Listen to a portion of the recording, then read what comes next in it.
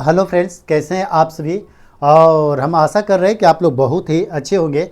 आज देखिए, आज जो है वो हम बिग अपडेट आप लोगों के सामने जो लेकर के आए हैं, जो रेलवे लगातार हम लोगों को देते आ रही है।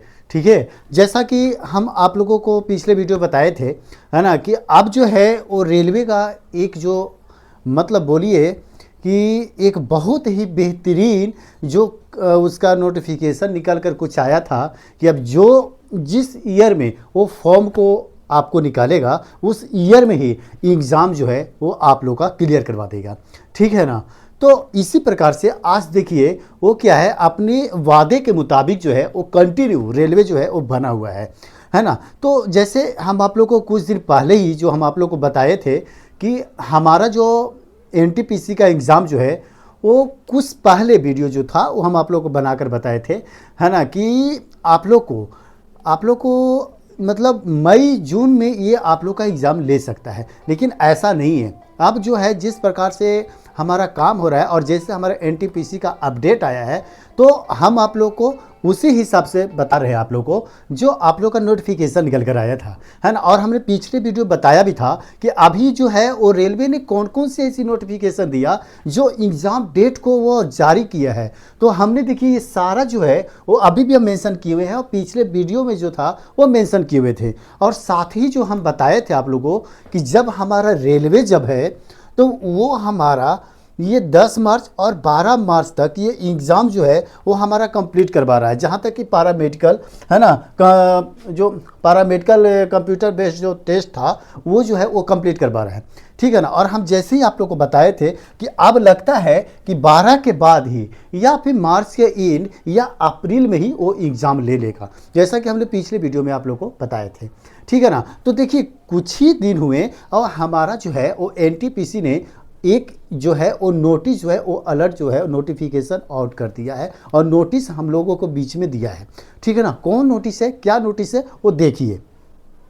तो देखिए ये जो है वो हमारे रेलवे के द्वारा नोटिफिकेशन जो निकल कर आए हैं उसमें दिया हुआ है कि बैरियर पोस्ट, ठीक है, नन टेक्नीशियन पॉपुलर, ठीक है, और category graduate issue the 21/10/2025 application जो आप लोग को थे वो were invited for the various post of the non technical popular category graduate executive application has been completed and candidates can views a status of their application अंडर्स। ठीक है, मतलब देखिए इसको बारे में हम आपको समझा देते हैं, है ना। ये जो आपको कह रहा है कि दिनांक 21/10/2025 को जारी जो की गई थी, ठीक है, जो संख्या मतलब 6/2025 जो लोकप्रिय श्रेणियों स्नातक के विभिन्न पद के अनुसार गैर तकनीक लोकप्रिय श्रेणियों में स्नातक के विभिन्न पदों के लिए आवेदन आमंत्रित किए गए थे। ठीक है ना, जिसमें आवेदनों की जांच पूरी हो चुकी थी। ठीक है, पूरी हो चुकी है और उम्मीदवार पर अपने उपयोगकर्ता को क्रेडेंशियल के साथ लॉग इन करके अपने आवेदन की स्थिति को वो देख सकते हैं, जैसे कि अंतिम रूप से अस्वीकृत, है ना, जो एक्सेप्ट किया गया है, नहीं किया गया है ना, आपको क्या किए गए हैं। देखिए ये एक बात चीज़ को आप ध्यान रखिएगा, अगर आपकी फॉर्म को एक्सेप्ट की गई होगी तो वहाँ लिखा आ जाएगा एक्सेप्टेड। ठीक है ना। और अगर आपकी फॉर्म को रिजेक्ट किया हुआ तो रिजेक्ट लिखा जाएगा। ठीक है ना। तो अगर किसी भी प्रकार का अगर प्रॉब्लम होगी, उसमें त्रुटि रहेगी, है ना, तो उसमें रिजेक्ट का भी जो है वो ऑप्शन आप लोग को दिखने को मिलेगा। ठीक है ना। तो ये स्टेटस जो है वो आप जा करके आप देख सकते हैं, है ना, ये बिल्कुल ही उसमें दिया हुआ है ना। मतलब शर्तों के साथ शर्त रूप से मतलब कह रहा है कि स्वीकृत और अस्वीकृत को जो है वो आप क्या कर सकेंगे, देख सकेंगे। ठीक है ना। अब देखिए अब सेकेंड क्या बोलता है हमारा वो समझिए। सेकेंड बोलता है कि SMS and email will be sent the candidate registered mobile number and email ID, है ना, mention in the submitted application regarding the application status.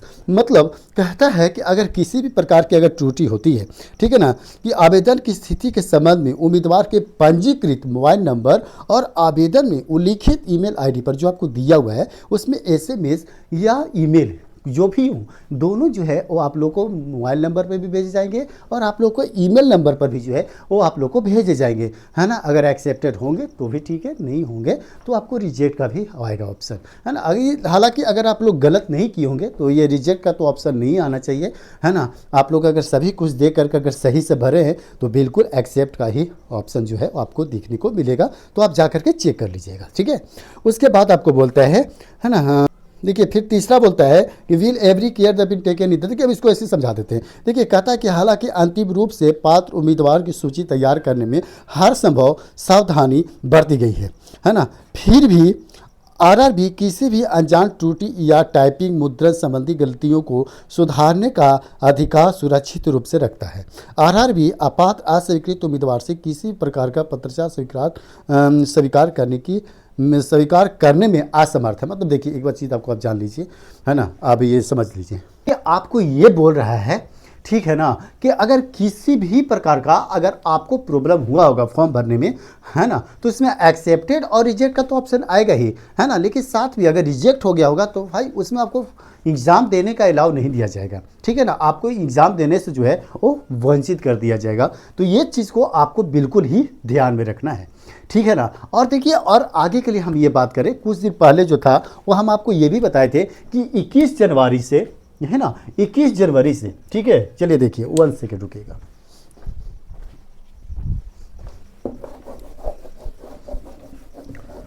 हम आपको देखिए ये भी बताए थे कि 21 जनवरी से, ठीक है, 21 जनवरी से जो है वो आपको ग्रुप डी का जो है वो आपको फॉर्म जो है ना, वो भरा जाएगा, ठीक है ना। ग्रुप डी का जो है वो फॉर्म भरा जाएगा 21 जनवरी से। जो 22,000 की वैकेंसी है, कितनी है, 22,000 की वैकेंसी निकल कर आई है आपको, ठीक है ना। तो बिल्कुल ही आज देखिए आज 21 तारीख की है और आपको ग्रुप डी का जो है वो ये जो फॉर्म भरने का जो है वो आपको आ गया है। आप जाकर के फॉर्म को जो है वो भर सकते हैं, है ना। तो ये आपको वीडियो जो है कितना हेल्पफुल लगा, है ना, ये प्लीज़ आप ज़रूर बताइएगा और बने रहिएगा हमेशा मेरे इस वीडियो में। अगर आप मेरे इस वीडियो पे नए हैं तो प्लीज़ सब्सक्राइब कर ज़रूर ऐड हो जाइएगा, है ना। तो मिलते हैं फ्रेंड्स फिर से नेक्स्ट वीडियो में, तब तक के लिए धन्यवाद।